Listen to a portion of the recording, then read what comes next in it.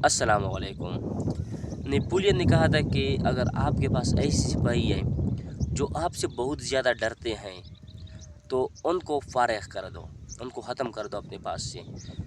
और ये भी कहा जाता है कि गीदड़ को ज़्यादा तंग नहीं करना चाहिए। बेशक शेर को तंग करो लेकिन गीदड़ को नहीं, क्योंकि जब गीदड़ को आप बहुत ज़्यादा तंग कर लेते हैं ना तो वो डर के मारे भी आप पर हमला आवर हो ही जाता है आखिरकार। बिल्कुल यही सूरत हाल है अब ईरान की जंग में। डोनाल्ड ट्रंप तंग हो चुका है, वो अब ऐसे हमले करेगा जिसके बारे में कभी किसी ने सोचा ही नहीं होगा। और वो हमले बहुत ज़्यादा खौफनाक होंगे और वो हमले बहुत ज़्यादा नुकसान पहुंचा सकते हैं ईरान को। उनके जो हमले होंगे, बेशक कि वो तंग हो चुका है, वो शदीद हमले करने की कोशिश करेगा, लेकिन उनके हमलों का जो रिएक्शन होगा वो उसके सोच से भी कहीं ज़्यादा बढ़ के होगा। अब तो ये कहते हैं ना कि अब नहीं हरमुज़ खोल दो ताकि तेल का जो डिमांड है वो कम हो जाए, तेल की सप्लाई थोड़ा सा ज़्यादा हो जाए, तो फिर लेकिन मसला ये नहीं है। जैसे कि हम जानते हैं कि डिमांड अगर बढ़ जाती है तो अगर कम हो जाती है तो सप्लाई बढ़ जाती है। अगर यही नहीं कि जो इकनॉमिक्स उसूल है, लेकिन अगर अपने ही हरमुज़ को आप खोल भी देना फिर तो फिर तेल नहीं रहेगा खलीज में, फिर तेल नहीं रहेगा गल्फ़ कंट्रीज़ में, क्योंकि ईरान का ये पक्का इरादा है कि उसको हम टारगेट करेंगे और ऐसे शानदार तरीके से टारगेट करेंगे कि हर तरफ अंधेरे ही अंधेरा हो जाएगा। जो उनके बिजली है, जो उनका तेल है, हर चीज़ को, एनर्जी से रिलेटेड हर चीज़ को हम टारगेट करेंगे और इंतहाई शानदार तरीके से। लेकिन अब गल्फ़ कंट्रीज़ का मसला ये है कि वो जो सऊदी अरेबिया है वो कहते हैं कि 2030 तक हम यूरोप से ज़्यादा तरक्की कर चुके होंगे। यही उनका मिशन है, उसके लिए वो बहुत ज़्यादा पैसे इन्वेस्ट कर रही है। ईरान है, ईरान में कोई तरक्की इतनी नहीं है जितनी ये अरब ममालिक में। अरब ममालिक ने बहुत ज़्यादा पैसा अपने ऊपर खर्च किया है।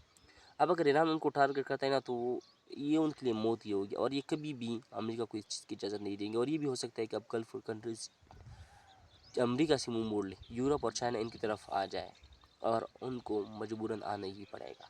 अब अमेरिका को ये लाने पड़ गई हैं, अगर गल्फ़ कंट्रीज़ उनमें तिजारत भी बंद कर देना, उनके अंदर जो वो ट्रेडिंग कर रही है वो भी बंद कर दे, तो इसकी वजह से अमेरिका एकदम सुपर पावर से नीचे आ जाएगा। अब ये जो जंग है ये एक ऐसा जंग है, पहले तो कि फ़लस्तीन में जंग छेड़ दी गई लबनान के साथ, वो ऐसे ममालिक थे जो टेक्नोलॉजी को यूज़ नहीं कर सकते थे। ईरान ऐसा मुल्क है जो टेक्नोलॉजी के बारे में ख़ुद भी जानता है और अगर कोई टेक्नोलॉजी दे तो उसको यूज़ भी कर सकता है। यही मसला है। अगर इसलिए जो चाइना रशिया हम पहले कहते थे कि वेनेज़ुएला की मदद नहीं की फलाँ, क्योंकि वो लोग टेक्नोलॉजी को यूज़ नहीं कर सकते, उनमें कोई जज्बा नहीं है और वो साइंस से कोई रिलेशन ये उनका नहीं है, कोई पता ही नहीं है उनको। लेकिन जो ईरान है उसकी सूरत हाल कुछ और है। एक तो ये कि ये इनकी शिकस्त मानने वाला नहीं है और दूसरा ये कि ये जानते हैं कि किस तरह हमने मिसाइल यूज़ करने, बस उनको सिर्फ अपने मिसाइल देने और तरीके बताने कि इस तरह कर लो, बस जगह बताने की इस जगह पर हिट कर दो, बाकी वो जानते हैं कैसे हमने हिट करना है, क्या हमने करना है, क्या नहीं करना है। और ये कि ईरान का जो रकबा है ना वो इन अरब ममालिक के मुकाबले में बहुत ज़्यादा है। सऊदी अरब अरब ममालिक में सबसे बड़ा है, लेकिन सऊदी अरब से भी ज़्यादा रकबा है ईरान का, तो आप खुद सोच लें। और एक मसला और है, और वो ये कि बहरीन में जो रिजीम है वो चेंज होने वाला है बहुत जल्द। 80% शिया है, 20% सुन्नी है। यकीनन इस जंग के बाद शिया जो है वो हुकूमत लेंगे। फिर ये जो पाकिस्तान से जो लोग गए ना बहरीन, इनको भी वापस ही आना पड़ेगा।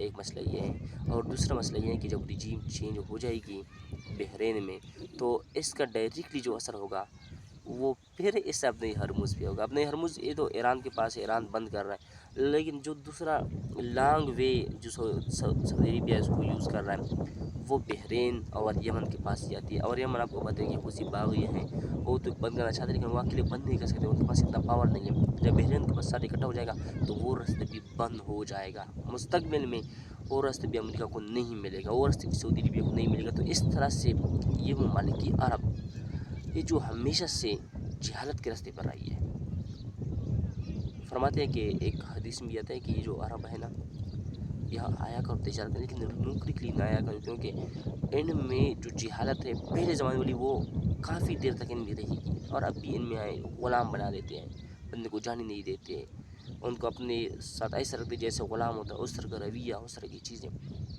लेकिन अब ज़्यादा देर तक ऐसा नहीं रहेगा, देखते हैं अब आगे क्या होता है। लेकिन अभी तक यही है कि वो लोग جو آج تک اپنے آپ کو بہت بڑا پاور سمجھتے تھے، وہ اب آ چکے ہیں شکنجے میں. کمبل چھوڑنا چاہتے لیکن اب انہیں کمبل نہیں چھوڑ رہا. دیکھتے ہیں آگے کیا ہوتا ہے. وما علینا الا البلاغ.